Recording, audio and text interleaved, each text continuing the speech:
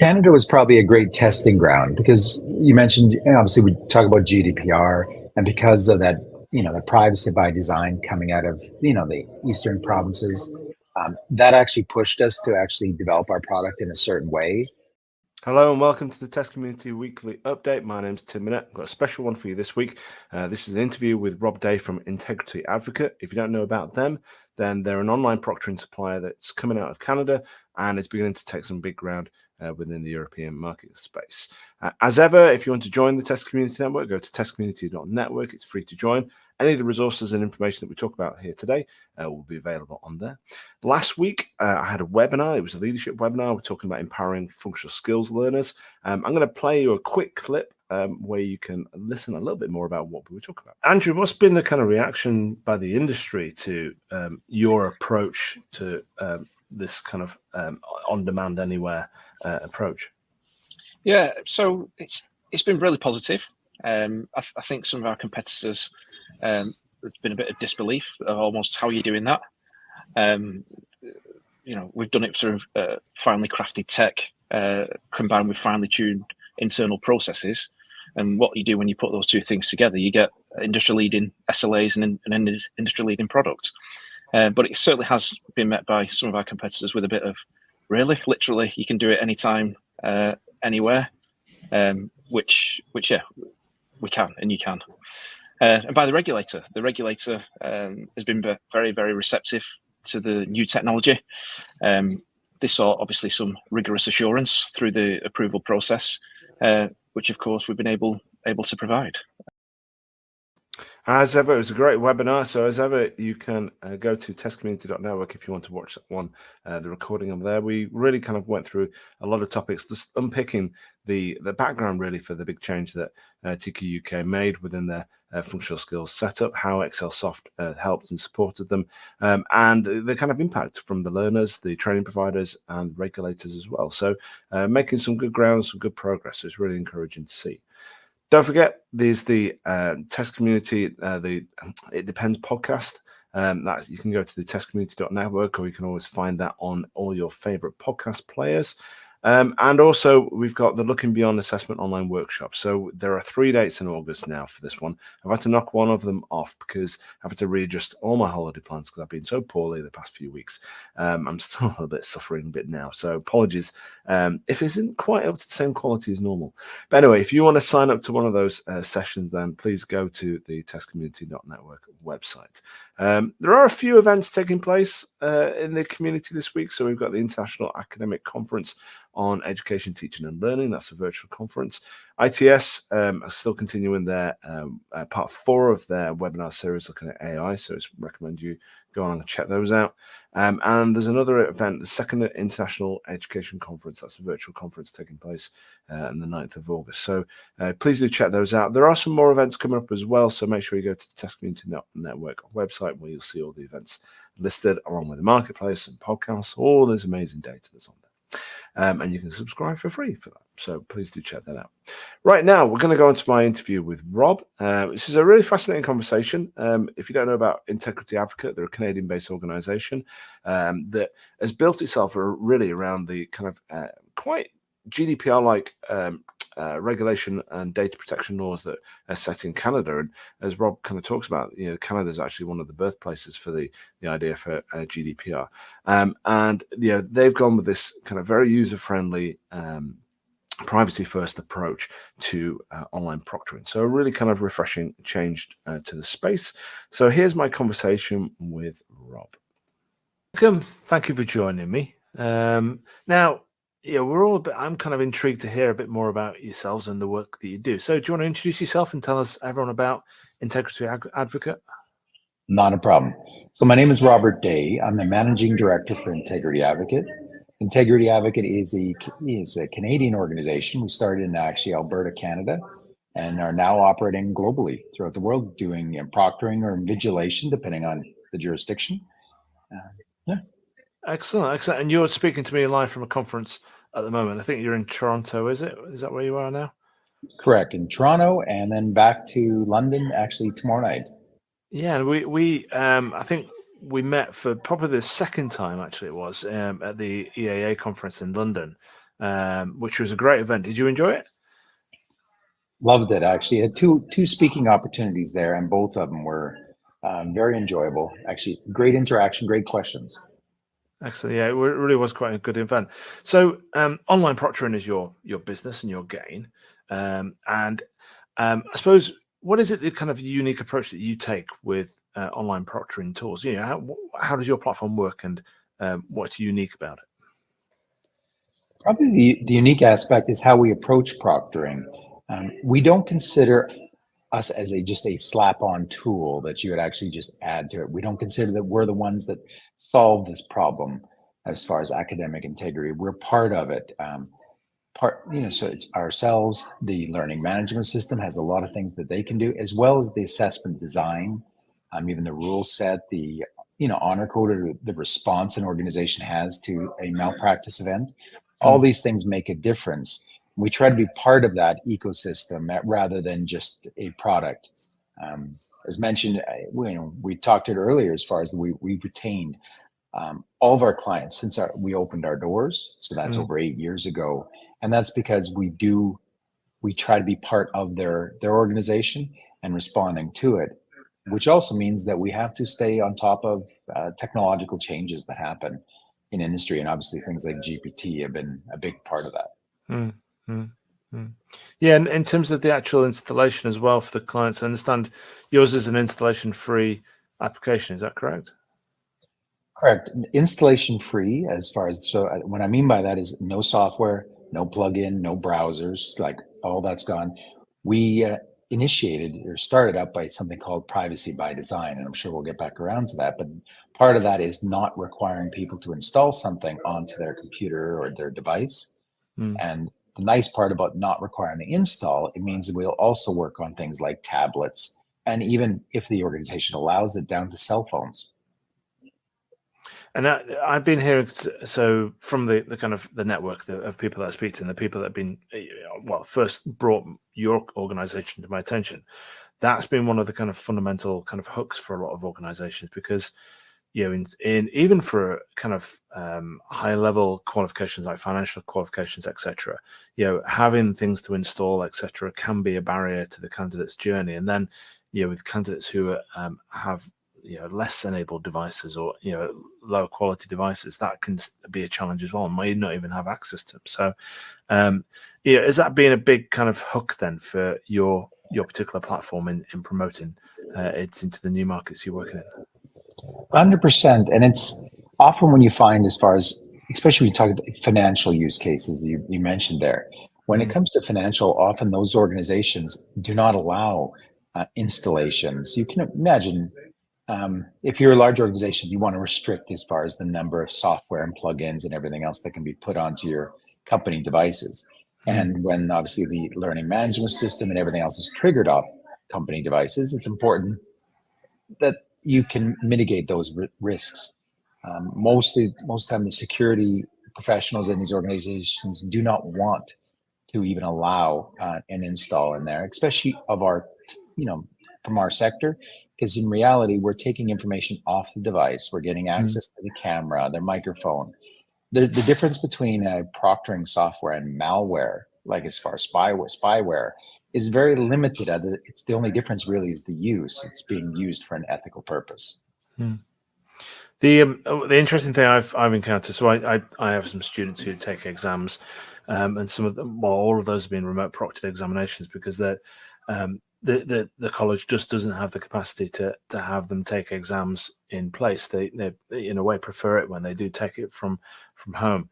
But the students themselves, they're really wary about installing applications on their devices. And I think for ourselves within the assessment industry, we know the platforms are out there, and we kind of know that they're all, the vast majority of them are high quality, good platforms that technology and services that are out there. But these people don't know that. They don't know what these applications are that they're being asked. They know the awarding organization they're working with, but because of the names and the applications that come with it are nothing to do with the awarding organizations, that can be a bit of a challenge to them sometimes. So I think you're right to take this approach. I think it's certainly brings a lot of value to the user. One of the questions, Go on. Yeah. Sure. One thing I was going to say there as far as, and I think you're right as far as any of the issues we've seen have not been because organizations are being unethical. It's because of bad actors are getting in there. If your listeners were to Google, like I think it's like 10,000 students in Holland, where a proctoring install or plugin actually was compromised by a third party, and then they got access to their cameras and cell phones, Right. so their cameras and microphones. That's the type of thing. It's not overtly by the organizations, but by bad actors. So one of the things that comes up quite frequently is people's kind of concern about GDPR compliance. What's your GDPR compliance status then? Sure. As far as what a lot of people aren't aware of, as far as GDPR 1 was written based on information that came from obviously different privacy commissioners around the globe. And actually the basis for it actually was based on something called Privacy by Design, which was written by a privacy commissioner out of Ontario, Canada. So we have a very close connection to it. You also know in the GDPR legislation itself, it actually references third countries or safe countries, Canada being one of them, obviously being a Commonwealth country, and with very similar privacy legislation and laws, as the UK. Yeah, I must admit, it's when I think of North America, you divide it straight into two. The kind of USA, because of Privacy Shield, and the kind of there is a bit of a kind of lack of sense of GDPR kind of understanding, more so there definitely. But whereas Canada, like you say, very much on the same kind of playing field when it comes to considering privacy issues. And does that matter then? Sometimes, do you find when your clients come on board, do they come with obviously there's going to be some that are really interested in GDPR clients, compliance, etc. But others may not quite have the same privacy requirements. Does that cultural fit always work with you as an organization, or do you sometimes turn clients down? It doesn't always work, because we have had clients that asked us to do things that would have been outside of GDPR requirements, and then we have to let them know that as far as that's really not how our system and how our company was designed. So not every client fits with what we're trying to do, but that's fine. As far as every marketplace should have multiple products, serving the markets that are appropriate. But this we have found, as far as it does allow us to work across the globe quite nicely. When you're operating at a higher standard of privacy and accessibility, it's actually been a boom to our organization. Not requiring the install has actually, even if you remove the privacy aspect, we have organizations, say as far as New Zealand, that really having students bring their own devices. And the idea of no install just means a lot lower support costs. Our average support costs on an annual base our annual support cases are usually less than 1%. So we're sitting around 0.65% over the last 12 months.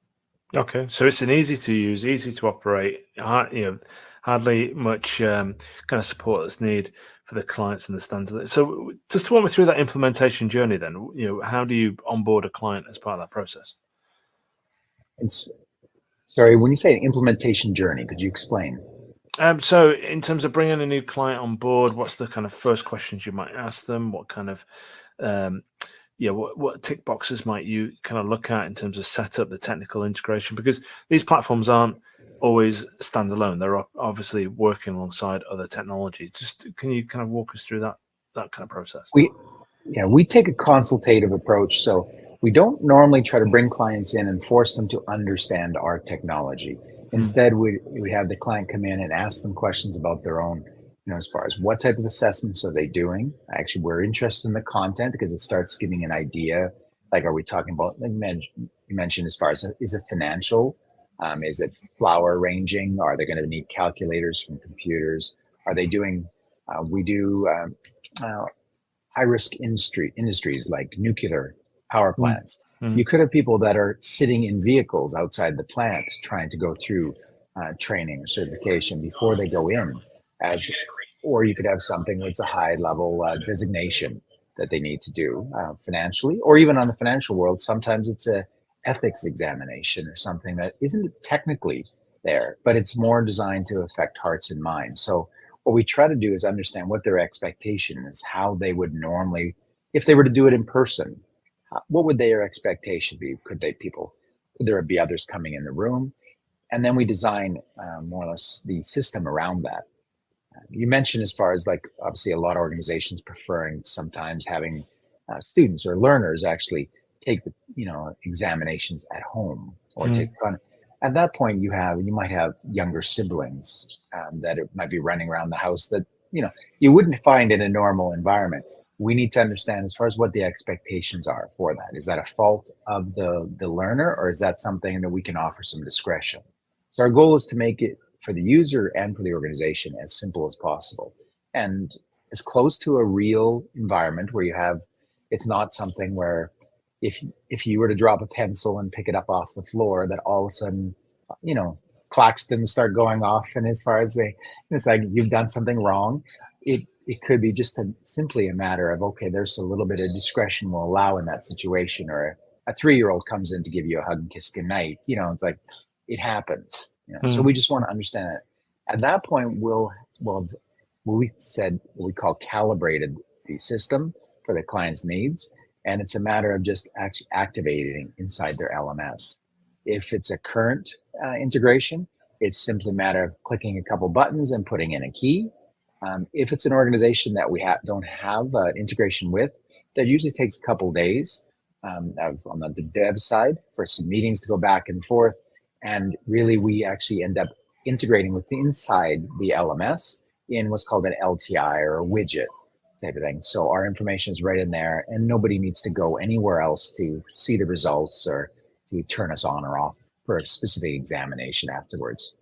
Excellent. Well, that sounds really neat. Then that sounds quite a nice little process, and particularly in terms of you said about the kids running around. I'm in that situation today where I've got one off poorly and sick, and he's making plenty of noise as he goes around the place.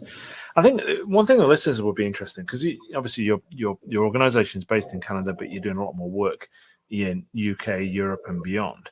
How does the Canadian testing landscape compare with those international regions that you're moving into, and what do you notice in terms of habits and connections and good fit? What's the kind of status for you in that way? Canada was probably a great testing ground because you mentioned, obviously we talk about GDPR, and because of that, the privacy by design coming out of the eastern provinces, that actually pushed us to actually develop our product in a certain way, as well as like diversity laws here, to make sure that that we have certain diversity expectation, accessibility as far as people with disabilities. And because Canada is actually divided into very distinct regions, we actually had to have something that didn't meet one type of legislation. Each province in Canada has its own privacy commissioners and everything else. So we right out of the gates had to have something that hit multiple jurisdictions very quickly. And that was probably the best as far as it made us really consider how, our system needs to be practical and be reasonably applied. We also just stayed as far as we've also ended up working in low bandwidth areas. So our system was tested to make sure it would work with low bandwidth, multiple devices. That's why also our use on cell phones. We're in Canada, it's probably our area that we're used the most frequently in high-risk situations like refineries and mines and power plants. For types of training and orientations that sometimes are not a matter of a true qualification, but a matter of trying to increase risk perception or understanding. Okay, and then do you find that in terms of the kind of people looking for a balanced approach as part of it? Because what you're saying there is that Canada it's like the perfect place, it sounds, to develop your solution in a way, because you've got, like you say, you've got multilingual, you've got some big geographical areas with bandwidth and size and distribution issues and different policy side of things. When you take that approach elsewhere, what kind of people are you looking to work with? I mean, what kind of rationale are you looking for them to have? First of all, to say, as far as nobody's ever called Canada the perfect place in like January, February. We definitely have our cold months. Sorry. My apologies. Now I lost your question. No, that's fine. So just in terms of the, when you're taking those that approach internationally, do you find that your organizations, what kind of rationale are you looking for organizations? Are you looking for an organization that wants like a balanced approach to how they implement things? 100%. As far as it's often organizations that actually, more or less, as far as aren't looking for a widget or a piece of software. So it's, more or less, they're looking at the entire journey, and that's why obviously working and seeing standards like off-qual have been very nice, because as far as off-qual being a performance standard rather than what we often see in the United States where it's very prescriptive. You must do A, B, and C.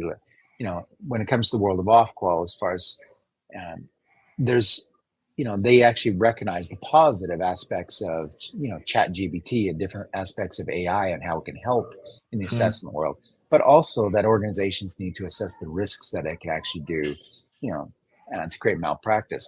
We're looking, that reasonableness is something we're often looking for. Whereas organizations that somehow believe that just because they've moved online, that now they have access to, for example, people's browser history, these are some things that we've had to restrict in the past. As far as we're all for limiting somebody from going to another page or not opening up their texts, and messaging other people. But it's another thing to ask us to actually consume that data and provide it or send it through. That's, we think, goes well beyond. And this is why I think students sometimes get nervous as far as how much information is being taken. Is it an appropriate amount of information? And we often go back to that actual learning environment. If you were showing up for an in-person assessment, the expectations might be you leave your cell phone out of the room, maybe, and empty your pockets. But I've never been in a case where it's asked me to actually open my cell phone and show somebody, who I've been messaging or things like that. So it's a matter of just making sure it's reasonable. But sometimes when people go online, they've moved from the idea of just ensuring a proper assessment environment to going to the point of proving that the person is ethical. And that requires consuming more personal data from the individual. And often you still don't get to the point of proof. Yeah. It's interesting you're saying that. Yeah, I completely agree. And it's what you're saying about off-qual comparing with some of the other kind of global standards. I know organizations do find off-qual's approach of try it, but be prepared to defend yourself. Sometimes a little bit kind of scary in a way, because it's kind of walking out into the unknown and not knowing where you're going. At least with a solution like yours, they've got a lot of the quality tick boxes in place for that, so it will give them a lot more confidence to make that jump and that step out into the big world. And I would advise organizations like that to follow the example of GDPR with the privacy impact assessments when they're when they're having to address performance-based legislation or standards like off-qual, is to do that same assessment process and indicate why you're doing what you're doing. Because if you do have a client base that doesn't have access to, say computers, and you want to have a justification to allow tablets or cell phones, that can be justified and explained and I think we've seen obviously with off-qual in the past, a very reasonable approach to those types of situations. Yeah, excellent. And one last question that I suppose, your solution is part of obviously an ecosystem of platforms and technologies that are out there. How important is partnership, for you in your kind of growth model, in kind of connecting with other services and organizations? Are you a partnership-led organization? I think I would say it's not only important, but it's necessary. I think not only necessary for us, but also for the clients that we work with. We often explain the fact that having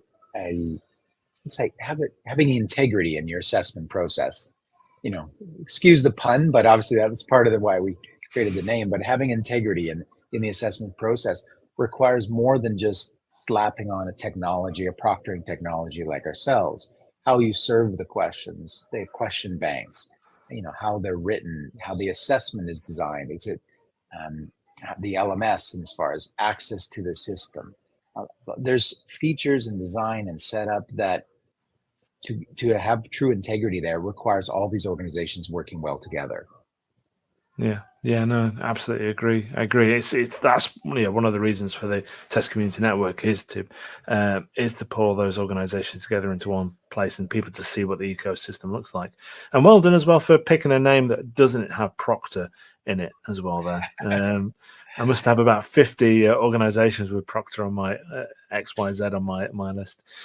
So you're going to be back in London soon, aren't you? And Yes. obviously people can connect up with you. I'm sure they're more than happy to invite you along to go and talk to them a bit more about your platform, and you'll be more than happy to help them. So we'll see you in London. I've no doubt we'll see you at FAB later on this year, definitely. I think 100%. Yeah, excellent. So look forward to seeing you there.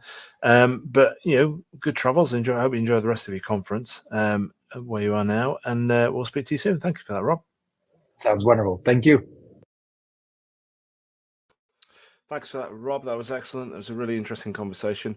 The keener people amongst you would have noticed that we had to change locations for Rob during the session. This is down to the amazing amount of noise that was being generated by a sudden surge in delegates that seemed to have found the hiding spot that Rob was in.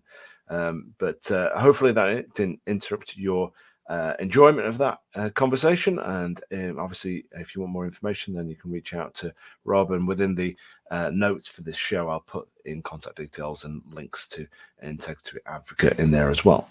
Well, thank you for watching. I'm going to leave you with a short clip which just talks to you about the upcoming Looking Beyond Assessment sessions. But I'll speak to you next week. Thanks a lot. Bye-bye. Hello, Tim and here. Hope you're all safe and well. Now, have you been looking and hearing about all these amazing generative AI solutions, but not quite putting it into the frame of how it's going to affect assessment? Well, I'm running 4 workshops in August. They're going to be repeated sessions, so pick whichever one you can make. And I'm going to be looking at the amazing solutions that are coming along. So generative AI solutions for image generation, video generation, music and audio generation. We're looking at cloning as well, looking at cloning yourself or how the impact that might have on the assessment space. And finally, we're looking at augmented space and the convergence of all these technologies that are going to be coming along. So join me in August for one of my amazing Looking Beyond Assessment workshops. I'll see you there.